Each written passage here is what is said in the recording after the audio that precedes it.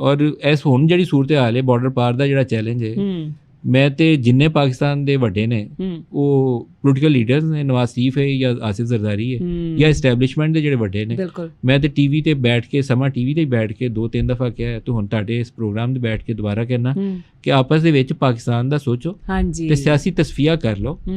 ਇਸ ਵੇਲੇ ਪਾਕਿਸਤਾਨ ਨੂੰ ਇਹ ਅਗਰ 3-4 ਵੱਡੇ ਲੀਡਰ ਨੇ, ਉਹਨੂੰ ਇਮਰਾਨ ਨੂੰ ਜੇਲੋਂ ਬਾਹਰ ਕੱਢ ਲੈਂਗੇ, ਉਹਨੇ ਕੋਈ ਬੰਦਾ ਮਾਰਿਆ ਤੇ ਨਹੀਂ, ਪੋਲੀਟੀਕਲ ਕੇਸ ਹੀ ਨਾ, ਕਤਲ ਤੇ ਉਹਨੇ ਕੀਤਾ ਨਹੀਂ। ਇੱਕ ਬਿਆਨੀਆ ਜਾਏ ਯਕਜਹਿਤੀ ਵਾਲਾ ਕਿ ਜਿਹੜਾ ਪਾਕਿਸਤਾਨ ਵੱਲ ਅੱਖ ਚੁੱਕ ਕੇ ਦੇਖੇਗਾ ਅਸੀਂ ਉਹਨੂੰ ਛੱਡਾਂਗੇ, ਚੀਰ ਕੇ ਰੱਖ ਦਿਆਂਗੇ। ਤੇ ਇਹ ਮੈਸੇਜ ਜਦੋਂ ਜਾਏਗਾ ਨਾ ਤਾਂ ਪੂਰੀ ਦੁਨੀਆ ਵਾਸਤੇ ਮੈਸੇਜ ਜਾਂਦਾ ਹੈ। ਸਾਡੀ ਜਿਹੜੀ ਇੰਟਰਨਲ ਡਿਵੀਜ਼ਨ ਹੈ ਉਹ ਇਸ ਪੈਗਾਮ ਦੀ ਜਿਹੜੀ ਮਜ਼ਬੂਤੀ ਤੇ ਕੂਵਤ ਹੈ ਨਾ, ਉਹਦੇ ਵਿੱਚ ਲੋਕਾਂ ਨੂੰ ਹਾਲੇ ਸ਼ੱਕ ਪਾਇਆ ਹੈ ਕਿ ਨਹੀਂ, ਹਾਲੇ ਪੀਟੀਆਈ ਵਾਲੇ ਜਿਹੜੇ ਨੇ ਇਹਨਾਂ ਦੇ ਨਾਲ ਨਹੀਂ ਹੈਗੇ।